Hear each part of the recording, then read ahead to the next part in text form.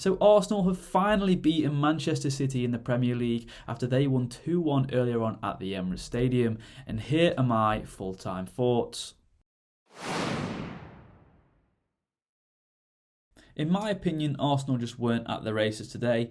Even though they did win in the end, I just didn't think they were that great, especially in the first half. I could see what Mikel Arteta was trying to do. He almost set Arsenal up in a way that allowed Manchester City to have the ball, invited pressure, and Arsenal just kind of sat back, but it just didn't really seem to work. Arsenal were actually quite lucky not to go one down inside the first 5 minutes. Obviously, Joško Vardiol had that header cleared off the line by Declan Rice, and then Nathan Ake missed a sitter just a couple of moments later. And then Julian Alvarez also had that really good chance where he closed down David Raya and nearly deflected the ball into the back of the net. On that first chance, I have to say that I think Raya had an absolute stinker today, especially in the first half. He did seem to settle down a little bit as the game went on, but for that first half an hour or so, he just looked like a bag of nerves every time he got the ball. Of course, it is now the international break, so that does mean there are a couple of weeks in between the next game. However, after Raya's performance today, it really does make me wonder whether Arteta will stick with him for the Chelsea game or if he will give Aaron Ramsdale another chance.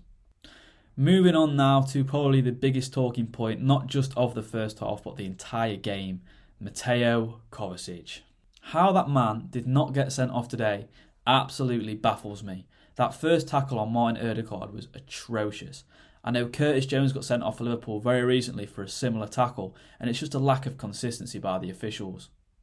First of all, I do just want to quickly point out that in no way, shape or form do I agree with any form of abuse that the referees get when they do make a mistake.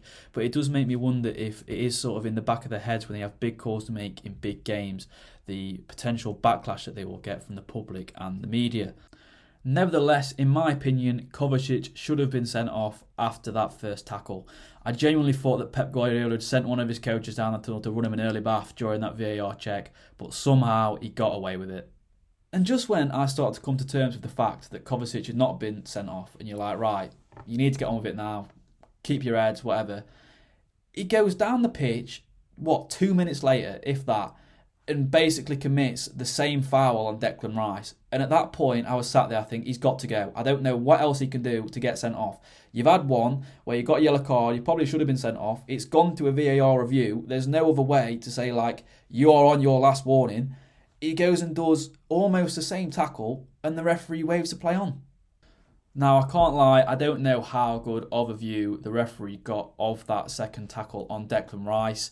Obviously, VAR can't intervene when it's a second yellow card. We all learned that the hard way when Takahiro Tomiyasu got sent off against Crystal Palace earlier on in the season. But I'm sure if there was some way for them to intervene, Kovacic surely would have got sent off. If he didn't get sent off for the first tackle and he only got a yellow card, when you add that second tackle into the mix, he has to go. Thankfully, it didn't have too much of an impact on the match or obviously the result. I do think if Manchester City had gone on to win the game, or God forbid Kovacic had scored a winner, for example, we would have had a very big talking point and a very big controversy on our hands. But thankfully, that did not happen. Anyway, we've now established that Mateo Kovacic is living in my head rent-free. That's my rant over. Let's move on to the second half where there's only one man to talk about, Gabriel Martinelli. For me, Martinelli absolutely changed the game for Arsenal. He played so direct and looked really dangerous on the ball, and especially down that left-hand side, and he just offered something that Leandro Trossard didn't offer Arsenal in that first half. The build-up for his goal was really good. Yes, his shot was deflected in off of Nathan Ake's face, but at the end of the day, in the 86th minute to win the game, who really cares how it goes in? As long as it goes in, that's all that matters. With Bukayo Saka also out injured, Arsenal really did miss that attacking threat in the wide areas in the first half. They needed someone to step up and deliver a big moment, and Gabriel Martinelli did just that when he came on the pitch. It was a great win for Arsenal though. They're now up to second, joint top with Tottenham Hotspur.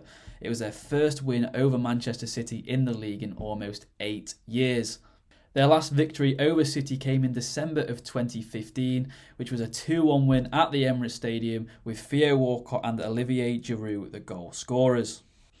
As I mentioned earlier, it is now the international break, so we do have quite a large gap before the next match.